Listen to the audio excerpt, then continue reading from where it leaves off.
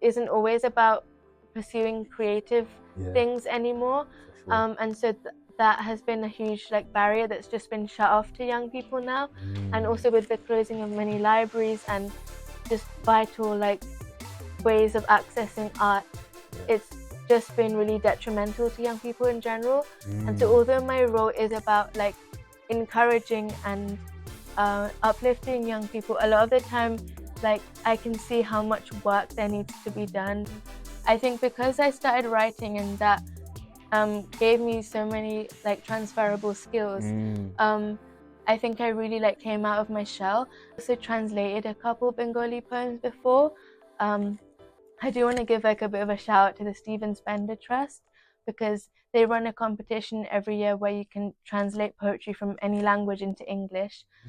Hello and welcome to Kurly Meets, and today I'm meeting the 18-year-old young Birmingham Poet Laureate Iona Mandal. Hello Iona. Hello, nice to meet you. It's a real pleasure, real pleasure. Yeah. First question, your name, does it have a meaning? Yeah, so as you said, I am Iona Mandal. My name Iona, I was actually named after the Scottish island called Iona. But apparently, as I was growing up, a lot of people told me that Iona also means violet flower in Greek, which is cool.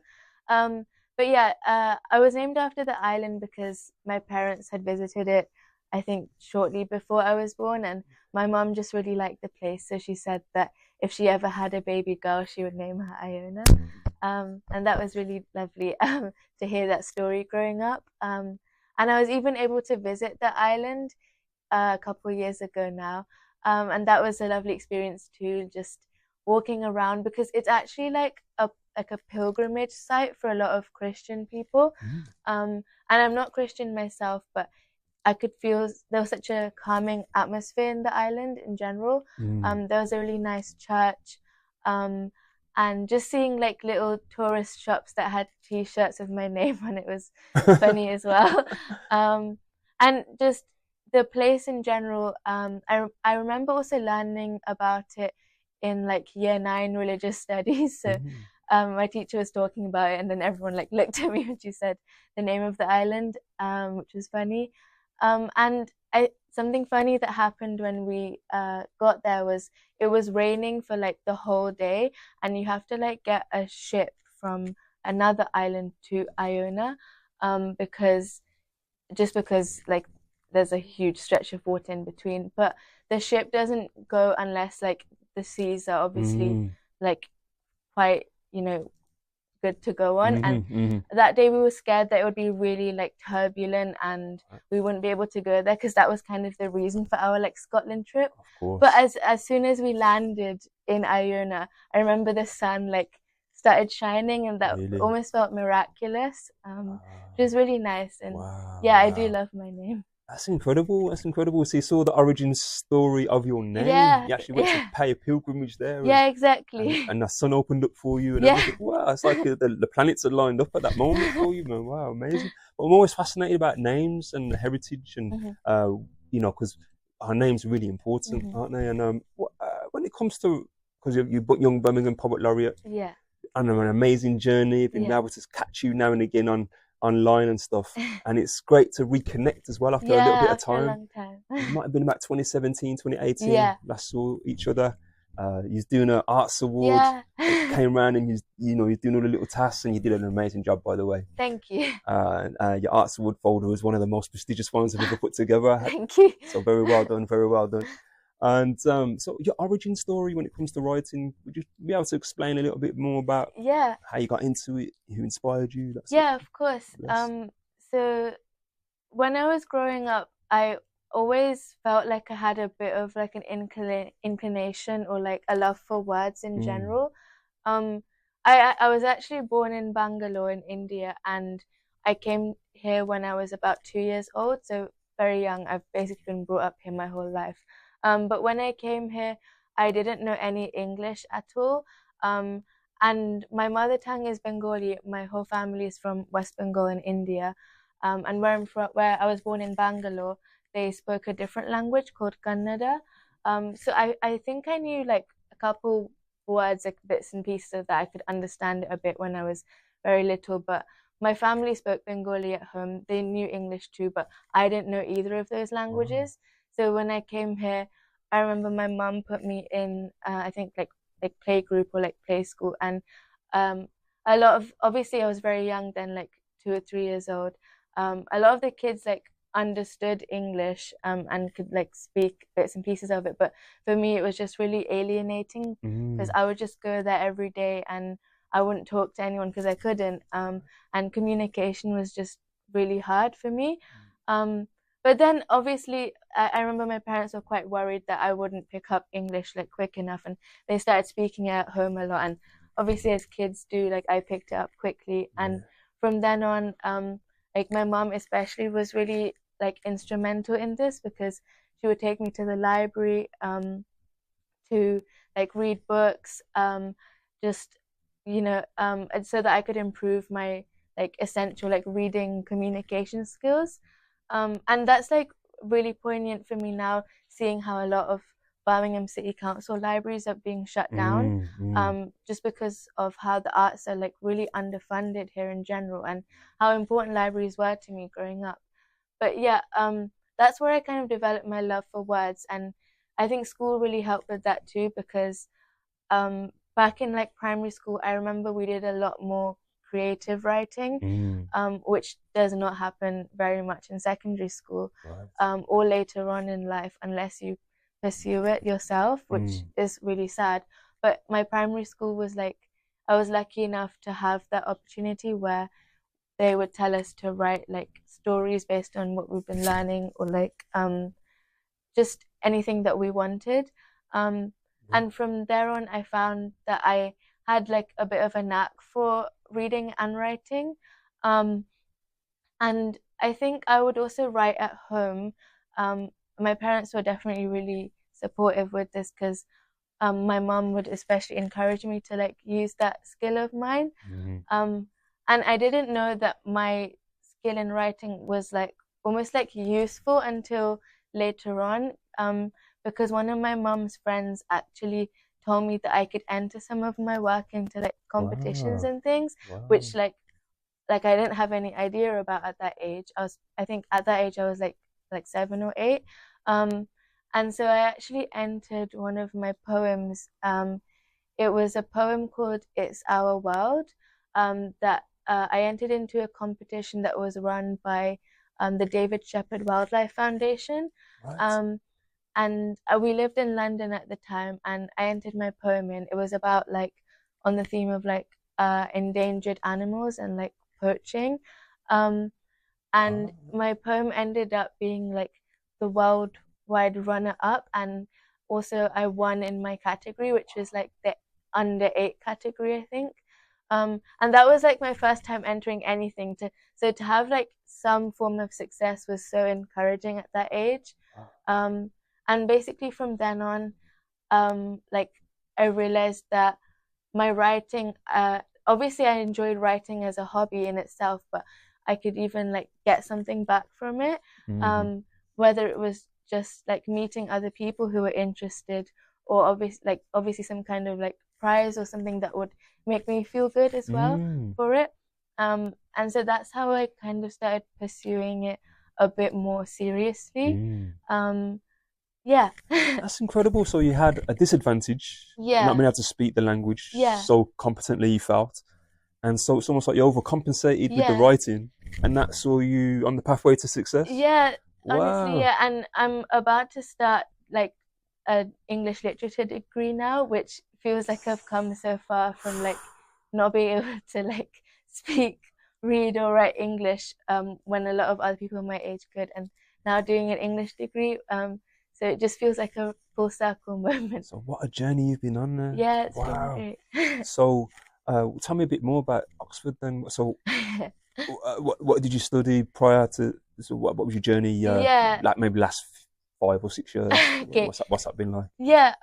Yeah. So I am like uh going to study an English lit degree at Oxford this October, which is like a real privilege. Mm-hmm. Um, but yeah, for the last couple years, so I've just finished year 13, so sixth form. and I did English literature, religious studies, and politics for my A levels. Brilliant. So very humanities based essay subjects basically, and I felt like all my subjects really complemented each other. But honestly, like I do want to give like a bit of a shout out to my English teacher, Miss Durham, if you're watching. But we'll get a picture up. Yeah, me and Miss Durham. Yeah, she was. I only had her for the last 2 years of school, so year 12 and year 13. But she was really such a supportive English teacher. No, I remember on the first day, like she does have a little bit of a reputation for being a bit strict sometimes. And so like I obviously I hadn't been taught by her then before, but I was a bit like, oh, is she gonna be scary? Like, what kind of teacher will she be? Yeah, exactly. Because a lot of the students would be like, oh yeah, she's quite scary. But then a lot of my friends also had her for GCSE, and they always talked about how amazing she was as a teacher. So I knew that I was gonna have a great teacher, which I was really happy about. But I remember like on the first couple lessons, I used to be really scared. Like about just lessons in general. I was like, oh, what if I like get something wrong or whatever. But as soon as like we got to know her more, like beyond that like hard exterior, she really is the loveliest person and the best teacher genuinely that I think I've had in my life so far. And like I would always tell her about little successes that I'd had, and she was just so encouraging. And not just her, but the English department at my school. So I went to King Edward VI Campbell School for Girls, which I was really privileged to go to anyway because it is like a grammar school as well. So I am aware of that, and that a lot of other people my age might not be able to access that kind of education. But genuinely, especially with being Birmingham Young Poet Laureate, sharing that news with my school, they told me to like prepare a little assembly in front of the whole school just to inspire other kids in my school. And actually one of my friend's little sisters, she's going to apply for the role, and she's been messaging me about it and like asking me for advice and stuff. So it's really nice to be able to inspire people in that sense. But yeah, honestly, with my like knack for writing, with and also doing English as an A level, it's all like fit in together really nicely. Especially if I was kind of good at something that wasn't so like accessible in school, it might have been a bit trickier to pursue it so much. But my school would also give me a lot of opportunities along the way. For example, there's like this scheme called Poetry by Heart, where you have to like it's a competition where you memorize a few poems and perform them, and they like select the best. And a couple of years ago, I was the winner in my category, which was I think the Key Stage 4 category, under like the classics category, I think it was. And then I actually got to perform a poem I'd memorized. I think it was Adelstrop by Edward Thomas, but I got to perform that at Shakespeare's Globe. And after then, my teachers kind of found out who else was interested in my school, and I was able to like mentor them and stuff. So yeah, my school has really helped along the way, and I really couldn't have done it if it wasn't like an equal like almost effort and encouragement from my school and my parents, and obviously just having that love for it within myself too. Wow, So, yeah. no, that's incredible, and thank you for giving such honest, transparent answers as well, man. It's really, really valuable stuff. So your journey into poetry and was first written, lots of success, it seems, from the outset because of the focus and attention that you put in at an early stage, and then going into the spoken word element of performing. How did you find that process, transferring from more page to more stage? Yeah. So honestly, growing up, I was a very like shy, introverted kid. It kind of started with like the fact that from a young age, I felt like I couldn't communicate what I felt to other people. But because of that, my mum has told me stories about how like she would take me to like arts and crafts, like activities, like kind of groups that people go to as children, and like I would be too scared to like speak to anyone, or like whoever was leading the session, they'd be like, oh guys, come and grab like scissors or like whatever you need, and I would not even go up and get it. I would like tell my mom, oh, can you do it? Like riveted to the seat. Yeah, I was very, very you got no attention. Yeah, I did not like, you know, interacting with people in that sense. And that kind of carried on a little bit into primary school. I do remember myself being a little like more shy than other people, but that very quickly went away when I started writing and as a consequence performing. I think I mentioned like the poem I wrote, It's Our World, for the David Shepherd Wildlife Foundation, that prize. One of the prizes they gave us was we could perform our poem at the Natural History Museum in London. And so that was my first time getting up on stage and reading anything out. And I remember there's like still a video of me somewhere of me reading it out loud on stage, and the paper I'm reading from is like bigger than my face, and it's like you can't even see my face properly, and I'm so quiet, but and like the person next to me has to like hold a mic right up to my mouth so you can hear me. So yeah, I was quite a shy kid, but I think because I started writing and that gave me so many like transferable skills, I think I really like came out of my shell. And honestly, when that I think maybe about year 3 or year 4 was probably when I was not like, I couldn't call myself like shy anymore. Like I was really a lot more outgoing and confident, I think is the best word. And then into secondary school, I was absolutely like fine with myself then. But I think you mentioned specifically about spoken word.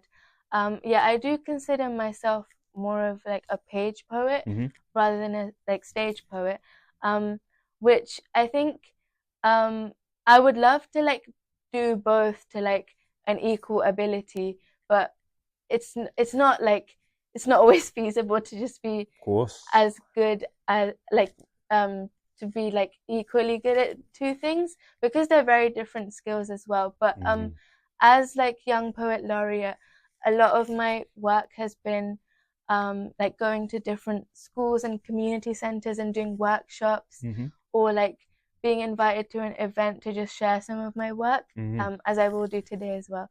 And that has I've really like overcome my fear of that as I had when I was a kid. Like I'm very much comfortable with sharing my work now, but maybe not in the more like traditional spoken word sense. Like I have been to events like we talked about, like Beat Freaks and Poetry Jam in town here in Birmingham.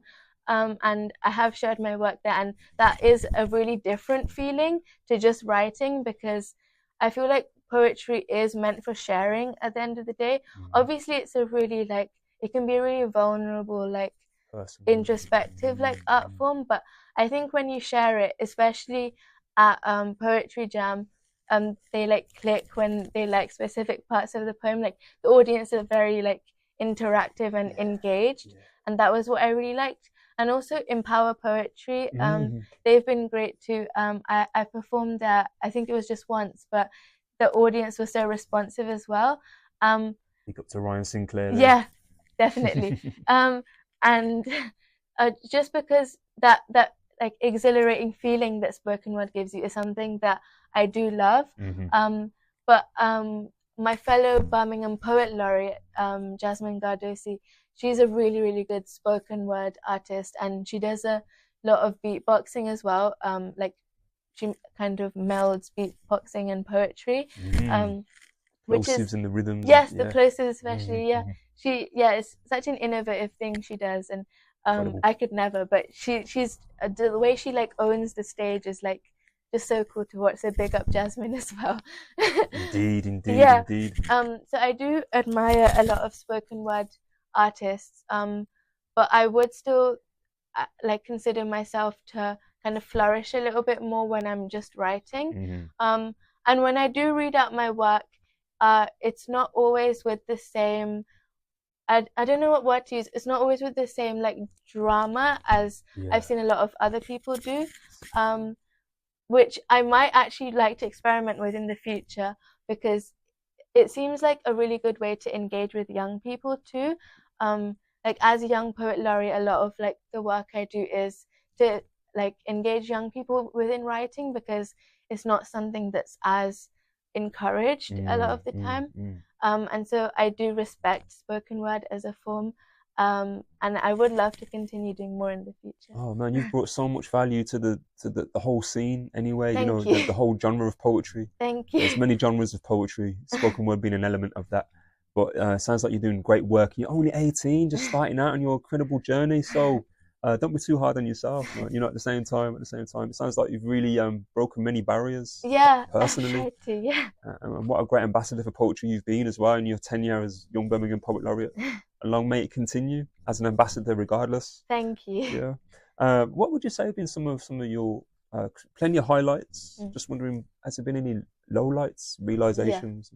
Yeah, for sure. I think the fact that, like, when you asked me about my origin story, like, some of the stuff I mentioned, it seemed like a bit of like an immediate success kind of Mm, thing. mm, It is like a bit like misleading, because I did talk about some of the barriers I faced growing up, but um, with like how I started writing and I kind of found a knack for it pretty like naturally, even though that was the case, like along the way there have been so many like little setbacks or things that I've tried to do and they haven't worked out in the way I've wanted. mm-hmm. Um, like for example, I think just poetry as a form in general, or anything creative or artistic, like the main element of it is that it's very subjective, and so not everyone will like the same kind of poetry or find Mm, value in it. mm-hmm. And just with the differences between like spoken word and like written poetry, even that in itself is like a huge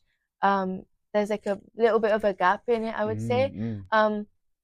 So like along the way I have tried to enter competitions and things and I haven't succeeded, or Of course. like I've been shortlisted, or later on they're like, sorry, not this time, or I haven't even got to that stage. Sure. um and so obviously that's not what poets or people in general publicize, but that is what happens a lot of the time behind the scenes. Um, and I think with my role as young poet laureate, so it's actually like a role that's open to 12 to 18-year-olds. Mm-hmm. Um, and like I was quite ambitious in the sense that I applied when I was 12. Um, and I was actually shortlisted back then. Um, and I remember going to like the interview that they had. It was in the Birmingham Library in town. Um, and it was such a nerve-wracking experience, but I did really enjoy it. But Yes. in the end, they picked someone else. And although like I was a little bit sad at the time, and I was Mm-hmm. like, oh, it was my first time applying, didn't quite go to plan. I was a bit demoralized as a 12-year-old. Mm-hmm. Um, but I remember thinking like that the person who ended up getting it, I would like follow their work online quite a bit. Um, and it was like, it not only did it show me that like kind of like the value of attempting things more than once, Mm-hmm. but also I felt like I wasn't ready for the role at the time, Mm-hmm. because I think the girl who ended up getting it was 14 or 15 at the time, so a little bit older than me, um, or maybe 16. I actually don't remember, but I felt like I wasn't mature enough for the kind of responsibilities the For role sure. requires. Um, and I applied again when I was 14, and that time I wasn't even shortlisted. So it was like another kind of like, oh, am I like meant for the position? But when I applied again when I was 16, I was shortlisted, and then I did the interview, and then they told me I'd got it. Amazing. And it was really nice to like have that experience, especially having been like rejected from it twice before. But Mm-hmm. it made it even more special, because when I talked to Jasmine, she told me how she basically had the same experience where it took her a couple of tries. And I think that is very valuable, because in the space between me being 12 and me being 16 or 18, there really was like such a wide range of like life experiences and growth that happened Mm-hmm. between those two stages. That has been really valuable for my work. And so I think whoever like chose to pick me or chose to not pick me, they were definitely like right in doing that. because like I realized that after a couple years. But also like in my role as young poet laureate, I remember I was like commissioned to do like a workshop with the Cadbury Barnes Trust, I think it was, um, to like share some of my work with young children. And I was told that a couple of them were going to come. It was held at like a local park. But when I got there, I remember I stayed there for like 10-15 minutes, but in the end no one ended up turning up. Oh wow. Which really felt like um it was just something that hadn't happened to me before. Yeah. Because with the role of young poet laureate, I've been like, it's been such a privilege to be put in situations where I know that people are engaged and willing to listen to me. But that was kind of almost like a little bit of a wake up call, in the sense that the reality of like the poetry and the like creative art scene, not just in Birmingham but like everywhere, a lot of the time it's not as prominent as you'd like it to be as a young artist. Especially with young people too, a lot of the time you can't even blame young people, because they might not have found that they have an interest in something. And as I mentioned, like school isn't always about pursuing creative things anymore. And so that has been a huge like barrier that's just been shut off to young people now.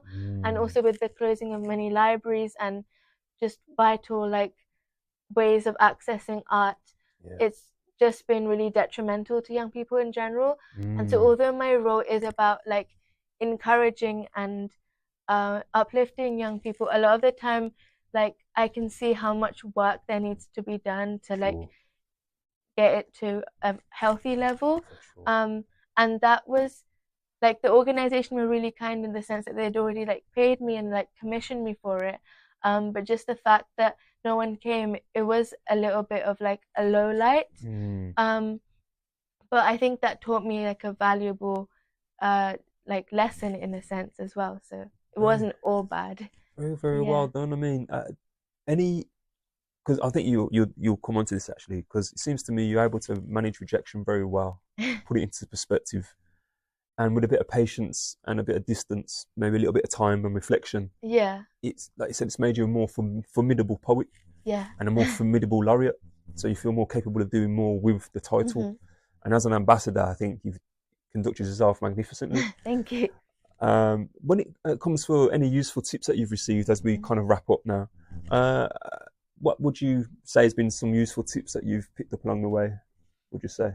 Yeah, I think this is a question that I've like asked poets a lot, or that gets asked quite frequently. But I think this kind of links with what I've been talking about so far, just with like the undervaluing of arts in general.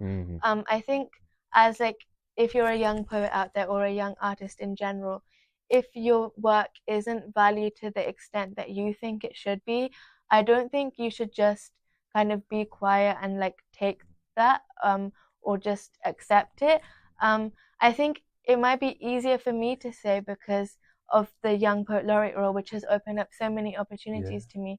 But I a couple times I have felt that like an organization have asked me to do something, but I haven't had any horrible experiences. They've always been very nice and welcoming to me.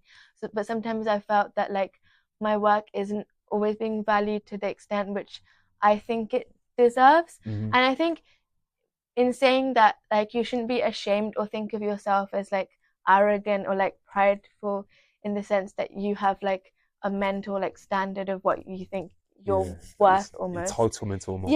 And it shouldn't be that way, because especially like in this economy, like it's like, it's sad that a lot of people's hobbies and stuff don't stay as hobbies, and people monetize their hobbies all the time because they need to, and because they can use it to make a living a lot of the time.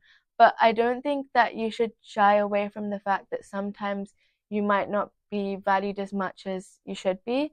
And with the young poet laureate role, what was really nice was, I don't think the adult poet laureate has this, but they got me in touch with like almost like a manager kind of person who kind of coordinated like commissions and like with like regards to payment and stuff, like financial stuff, which as a young person it can be a bit tricky to navigate, and it's also like awkward to like ask for more or less, something like that. They would always help out in that sense. Brilliant. And I think obviously I'm not encouraging everyone to like go and monetize all your hobbies, or like, because that sometimes can take the fun out of it. But I think it's important to be valued for your work. Yeah, especially in this day and age. For sure, for sure. Yeah, but in regards to like the question about like what you said about setbacks and stuff, something that just came to mind for me was like I did a workshop at a community center where it was about eco poetry. It was at Macefield Community Center, and it was an amazing workshop. But I honestly, it was with a group of children that were quite young, and it was honestly a little bit difficult at times because they weren't always the most engaged. Sure.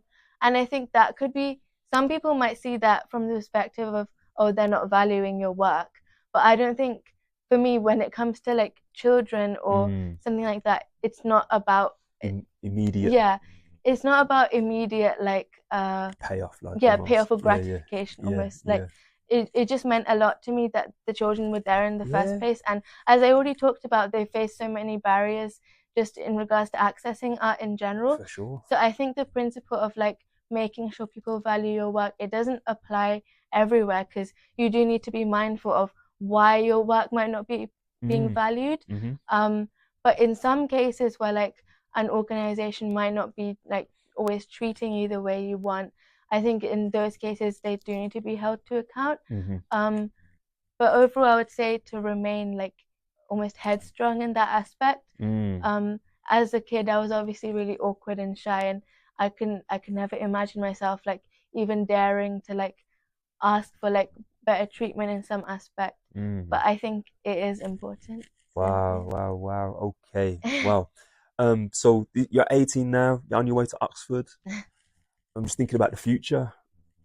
What does that look like for Iona Mandal? Yeah, so in terms of uni and just Oxford in general, obviously it's an honor to go there in like overall, like it's a very prestigious place, which I'm like really humbled to be going to.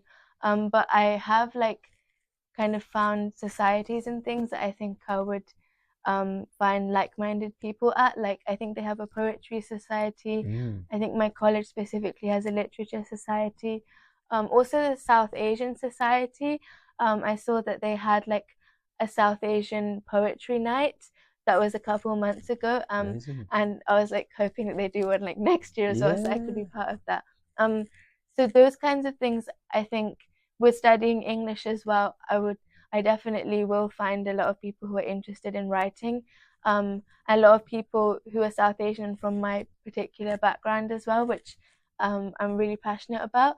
But I'm also linking in with like my heritage, and the fact that I'm bilingual, so I can speak, read, and write both English and Bengali, which has again been a privilege because my parents were like proactive enough to teach it to me as a child.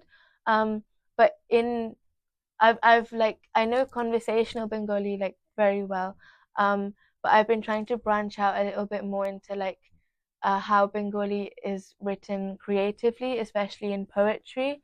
One of the very famous Bengali poets, Rabindranath Tagore, he's actually a Nobel Prize winner for literature as well.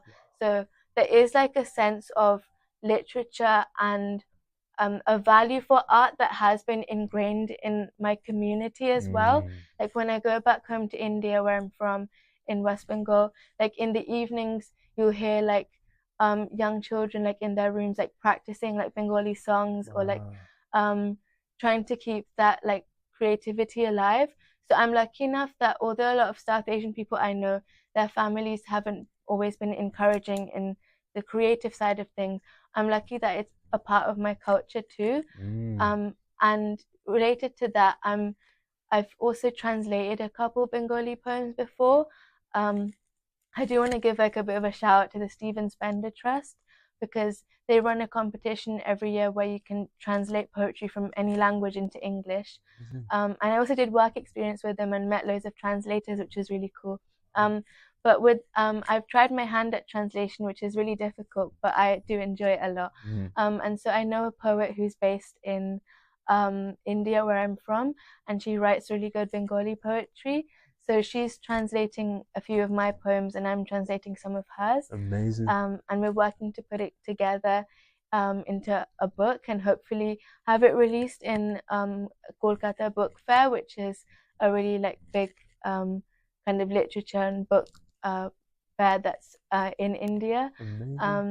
So we have been working on it for a few years now. I think I started working on it like I think almost 4 years ago, but because of like the school and other stuff, it has got in the way a bit. But now that it's summer and I have time, I'm trying to get back on the grind a little bit, and hopefully I can get that book out soon. So that would be lovely. Incredible. Please, if anything we can do to support that of journey, that'd be amazing, because anything that helps to make the world a little bit smaller, of a smaller place, you know, and being able to translate and be bilingual, certainly can do that for sure, man. So if there's anything we can do to support that, please let us know.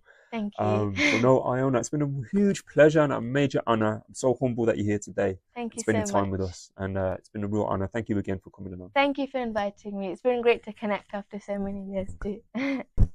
So my first poem is called At the Museum, and it's about the realistic but also a lot of the time horrifying fact that a lot of the museums in the UK, in this country, are often based on hard truths like colonialism and pillage and stealing from the work of native countries. And so although it can be a little bit of a harsh reminder at times, I wanted to talk about how a lot of the places we see as monuments and like artistic pinnacles often have a really scary backstory to them. So this is At the Museum. I dwell within the chambers of a euphemism, an almost palindrome, six-lettered warehouse of plunder. The only somewhat native artifact, the blood-stained soil of an unholy civilization, all of which came in time out of a million human thoughts. Each automatic door, almost as if a gust of ancient wind passed through the glass. A threshold to revelation of sugar-coated pillage from splendid lands, showing the world within a few ephemeral hours. Rocks as old as the universe, chipped frescoes and re-varnished vases, rows of porcelain and bronze figurines now embalmed in single treasure rooms, masking the grit and grime of rapine. I question at times the misrepresentation denoted within false acceptance, stolen heritage replacing bare lands built from oppression, memories of human thoughts trapped in each footfall in rooms of the past, the enormity making one forget of all that it is worth. The echoes of an infantile rhyme may leave your lips with disgrace. Finders keepers, losers weepers. To which we retort, weep as you lose the pillars that uphold your nation. Weep as the marble gives way to weathering, because nothing, or almost nothing, really ever belonged here in the first place. To them, to you, or to anything at all outside. So, thank you. My second poem is a bit happier, but it does have a little bit of a sad element to it again. Sorry about that, but it's just how it is. But it's about the libraries of Birmingham. And I talked about this in my interview, but just how influential they've been for me growing up. And I was actually asked to write this by Liz Berry, who's an amazing poet, because she's bringing out this zine which brings together a lot of Birmingham poets talking about different libraries that have been special to them, and kind of combating how a lot of them are being shut down. And we're doing that through our own creative talent, which is poetry. And so it's been an honor to be part of that.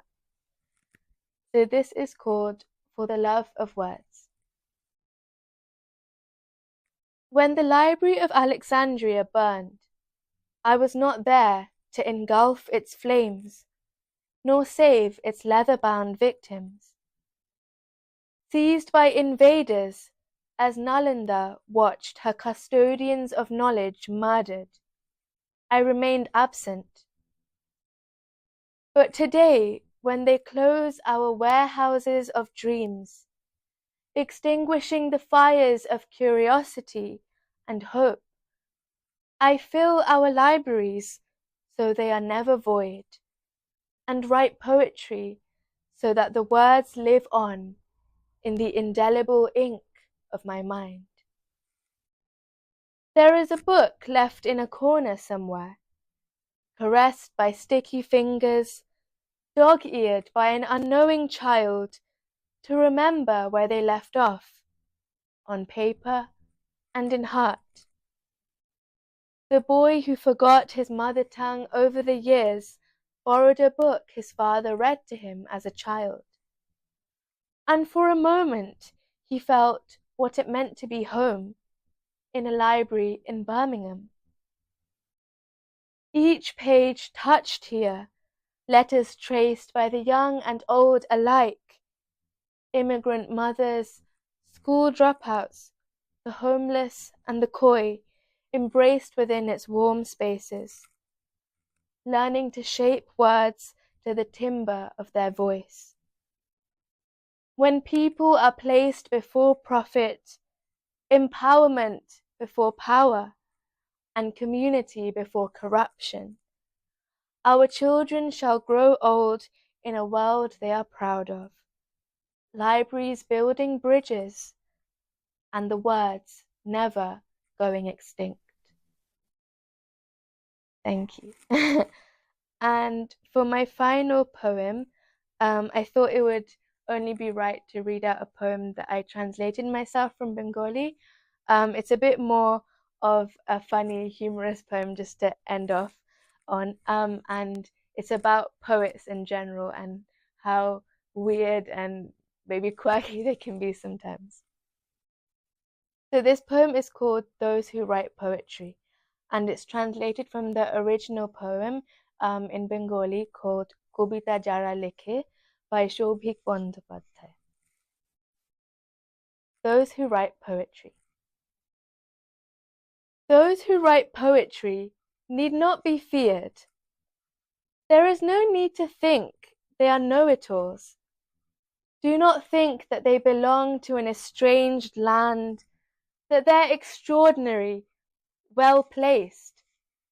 Those who write poetry deserve to be pitied. They are lonely, without company, troubled in domesticity. Those who write poetry, that which they wish to explain is noise to all.